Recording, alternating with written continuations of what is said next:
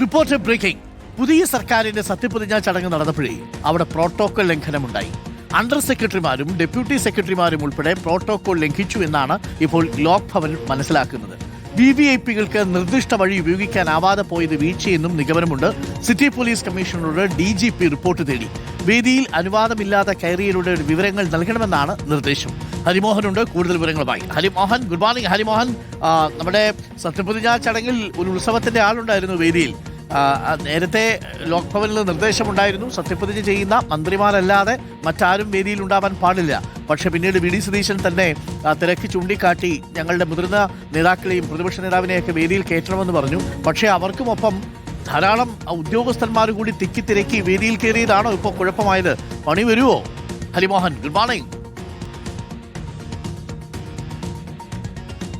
അരുൺ, തീർച്ചയായിട്ടും അങ്ങനൊരു തിരക്ക് അവിടെ ഉണ്ടായിരുന്നു. നമ്മൾ അന്ന് തന്നെ കണ്ടതാണ്, സത്യപ്രതിജ്ഞാ ചടങ്ങ് നടക്കുന്ന സമയത്ത് തന്നെ കണ്ടതാണ്. വലിയ രീതിയിലുള്ള തിരക്ക് പ്രവർത്തകരുടെയൊക്കെ ഭാഗത്തു നിന്നുണ്ടായിരുന്നു. പക്ഷേ പ്രവർത്തകരും നേതാക്കളും മാത്രമല്ല ഈ തിരക്കിൻ്റെ കാര്യത്തിൽ പ്രശ്നമുണ്ടാക്കിയത്. ഉദ്യോഗസ്ഥരും, അതായത് എല്ലാ പ്രോട്ടോക്കോളും എല്ലാ സുരക്ഷാ നിർദ്ദേശങ്ങളും അറിയാമായിരുന്ന ഉദ്യോഗസ്ഥർ തന്നെ അവ ലംഘിച്ചു എന്നുള്ള കണ്ടെത്തലിലേക്കാണ് പോലീസ് എത്തുന്നത്. അതിന്റെ അടിസ്ഥാനത്തിൽ സംസ്ഥാന പോലീസ് മേധാവിയാണ് ഇപ്പോൾ തിരുവനന്തപുരം സിറ്റി പോലീസ് കമ്മീഷണറോട് റിപ്പോർട്ട് നേടിയിരിക്കുന്നത്. ഒപ്പം തന്നെ സ്പെഷ്യൽ ബ്രാഞ്ച് മേധാവിയും ഇതിന്റെ വിവരങ്ങൾ തേടിയിട്ടുണ്ട്. അതായത് അന്ന് നടന്നിട്ടുള്ള എല്ലാ കാഴ്ചകളുടെയും ഫോട്ടോകൾ, വീഡിയോകൾ എല്ലാം തന്നെ സമർപ്പിക്കണം എന്നുള്ള നിർദ്ദേശമാണ് സ്പെഷ്യൽ ബ്രാഞ്ച് മേധാവി നൽകിയിരിക്കുന്നത്. പോലീസിന്റെ ഇപ്പോഴത്തെ ഒരു നിഗമനം അനുസരിച്ച് ഈ അണ്ടർ സെക്രട്ടറിമാർ, ഡെപ്യൂട്ടി സെക്രട്ടറിമാർ എന്നിവർ സ്റ്റേജിൽ കയറി. അത്തരത്തിൽ പ്രോട്ടോകോൾ ലംഘനമാണ് അതെന്നുള്ളതാണ്. അങ്ങനെ അവർക്ക് കയറാനുള്ള അനുവാദം ആ സമയത്ത് ഉണ്ടായിരുന്നില്ല. മാത്രമല്ല ചില IAS ഉദ്യോഗസ്ഥർ ഈ സ്റ്റേജിൽ കയറുന്ന സമയത്ത് പോലീസ് ഇവരോട് പ്രോട്ടോകോളിന്റെ കാര്യം ചൂണ്ടിക്കാണിച്ചപ്പോൾ ഈ പോലീസുകാരോട് തന്നെ അവർ തട്ടിക്കയറി എന്നതടക്കമുള്ള കാര്യങ്ങൾ പോലീസിന്റെ റിപ്പോർട്ടിൽ ഉണ്ടാകുമെന്നുള്ളതാണ് മനസ്സിലാക്കാൻ സാധിക്കുന്നത്. ആ റിപ്പോർട്ട് തയ്യാറായിക്കൊണ്ടിരിക്കുകയാണ്.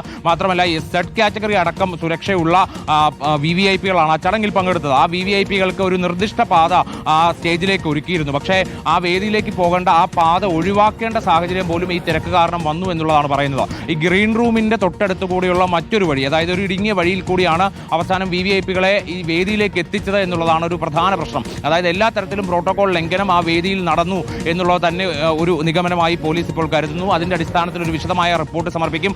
ആ റിപ്പോർട്ട് പരിശോധിച്ച ശേഷം എന്തെങ്കിലും നടപടി എടുക്കണമെങ്കിൽ അത് സർക്കാരിന്റെ, പ്രത്യേകിച്ച് മുഖ്യമന്ത്രിയുടെയും ആഭ്യന്തരമന്ത്രിയുടെയും അഭിപ്രായം അറിഞ്ഞ ശേഷം അവരുടെ നിർദ്ദേശം അനുസരിച്ചായിരിക്കും തുടർ നടപടികൾ എന്നുള്ളതാണ് മനസ്സിലാക്കാൻ സാധിക്കുന്നത്. കാരണം സത്യപ്രതിജ്ഞാ ചടങ്ങായതുകൊണ്ട് തന്നെ സർക്കാർ നിലപാടിന് വിരുദ്ധമായിക്കൊണ്ടൊരു കേസെടുക്കുകയോ അല്ലെങ്കിൽ എന്തെങ്കിലും നടപടി സ്വീകരിക്കുകയോ നിലവിലത്തെ സാഹചര്യത്തിൽ സാധ്യമല്ല. അതുകൊണ്ട് ഈ റിപ്പോർട്ട് അവരെ കാണിച്ച ശേഷമായിരിക്കും ബാക്കി നടപടികളിലേക്ക് കടക്കുക. അരുൺ, ഓക്കെ ഹരി, തുടരുക. ഇപ്പോൾ